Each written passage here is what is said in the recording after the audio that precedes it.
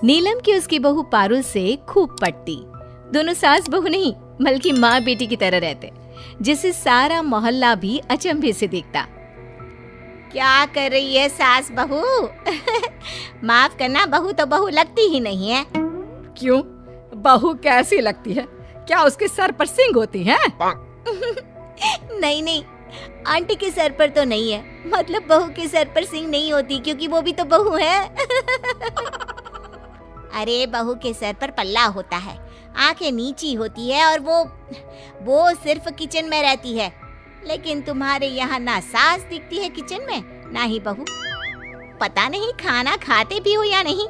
देख कमला, खाना तो हम खूब खाते हैं और हर दिन कुछ अलग और नया खाते हैं, लेकिन जो बनाते हैं ना साथ मिलकर बनाते हैं।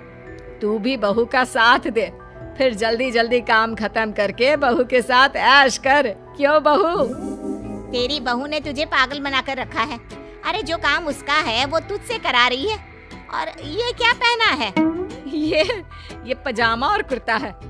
बहू बोल रही थी कि फैशन में यही चल रहा है, तो मेरे लिए भी लेकर आ गई। पड़ोसन जो कि सूरजमुखी के छापे वाली साड़ी पहनकर खड़ी थी। सारी जिंदगी तो साड़ी पहनी, क्या पता कल सास को मिनी स्कर्ट ही पहना दे। पड़ोसन ताने देकर जा रही होती है कि बहू देख रही है ना कितनी जलन भरी है, मेरे लिए तो खास कर। तभी तो माँ, जो जले उसे और जलाओ। एक रोज बहू सास के पास आती है और गले लगा लेती है। अरे क्या हो गया मेरी गुड़िया को? माँ, आज बेटी दिवस में आपने मेरे लिए पोस्ट डाली है। बहू को बेटी दिवस की शुभकामनाएं कौन देता है माँ? तू मेरी बेटी ही तो है, ये तो मानने वाली बात है बेटा। लेकिन कहते हैं ना, जमाने की नजर लग जाए तो अच्छा खासा घर खराब हो जाता है। किसी कारण से बहू की डेथ हो जाती है।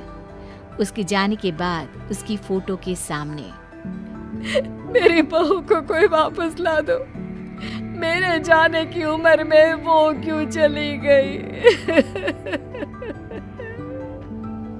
माँ, आज उसे गए 1 महीना हो गया है। अब तो ठीक से खाना पीना शुरू कर दो, देखो कितनी पतली हो गई हो। खैर, लोगों की सलाह पर बेटा दूसरी शादी कर लेता है। शादी के बाद नई बहू, माँ जी कब तक गम में बैठी रहेंगी? ये लीजिए खाना खा लीजिए। सास नई बहू के हाथ से खाना लेकर फेंक देती है। मुंह मत दिखाना दोबारा। चली है मेरी बहू की जगह लेने वाली। और हाँ, उसके कमरे में ना तो उसके कपड़े और ना ही उसके गहने। किसी भी चीज को हाथ लगाने की कोशिश भी मत करना। बहू डर जाती है, वो वहां से चली जाती है। फिर रात को, माँ क्या हरकत है ये? आपने राधिका का दिया हुआ खाना फेंक क्यों दिया? अरे वो मर गई है, आपकी बहू अब राधिका ही है। नहीं, बिल्कुल नहीं, मेरी बहू ये कभी नहीं हो सकती। वही राधिका सास को मनाने की बहुत कोशिश करती, लेकिन सास को तो बहू के जाने का शौक लगा हुआ होता है। माँ को खाने में खीर पसंद है, आज मैं खीर बना देती हूँ।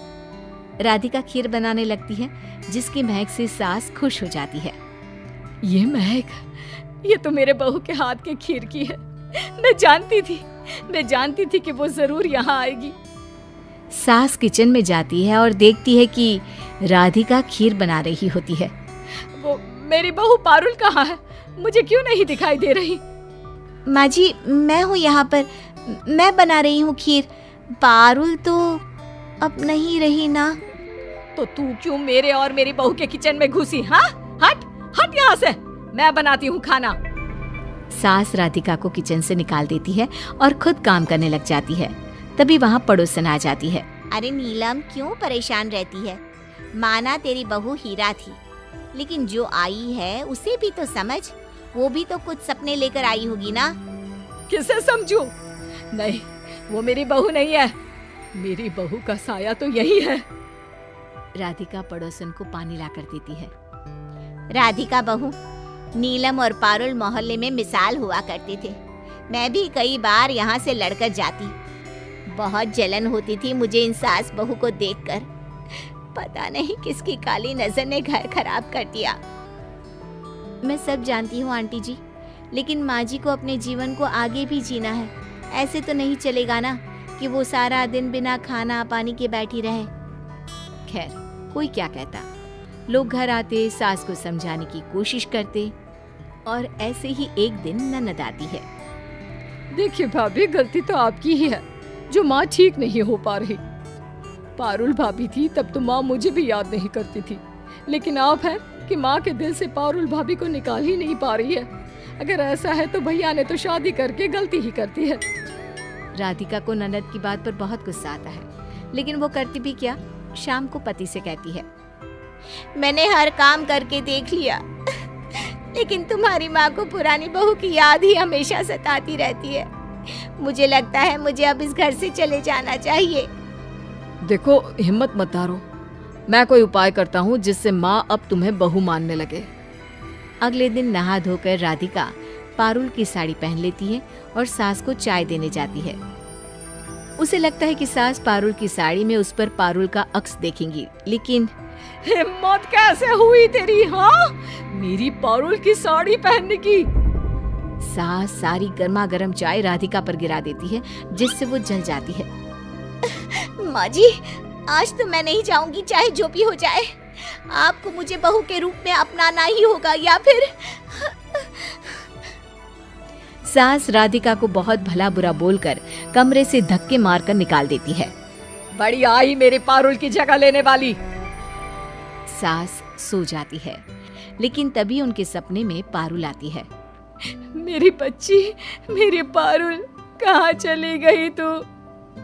माँ, मैं कहीं नहीं गई, बस राधिका बनकर आपका ख्याल रखना चाहती हूँ। माँ, वो मेरी जगह ले, यही मैं चाहती हूँ। तू ये चाहती है कि तेरे पति के साथ वो रहे? तू चाहती है कि मैं उसे बहू मान लूं? नहीं बेटा, नहीं, मुझसे ये नहीं होगा। माँ, जब मैंने कह दिया तो कह दिया, क्या आप मुझे खुश दिखना नहीं चाहती हैं? सास पारुल को देख रही होती है कि वो गायब हो जाती है। ये मेरी बहू नहीं, उसका साया था। वो मुझे समझाने आया था। अब से मैं वही करूंगी जिससे वो खुश रहे। पानी, पानी, पानी, प्यास लगी है। तभी राधिका सामने पानी का ग्लास लेकर आ जाती है। उसका हाथ जला होता है। ये मैंने मैं बहुत गंदी हूँ, मुझे माफ कर दो। पारुल भी चाहती है कि मैं तुम्हें बहू मानूं। नहीं माँ जी, आप क्यों माफी मांग रही हैं? गलती मेरी थी, मैंने ही पारुल की साड़ी पहन ली थी। अब उसका सब कुछ तुम्हारा है बहू। पारुल जैसी नहीं, तू जैसी है वैसी ही मंजूर है मुझे। और राधिका सास को गले लगा लेती है।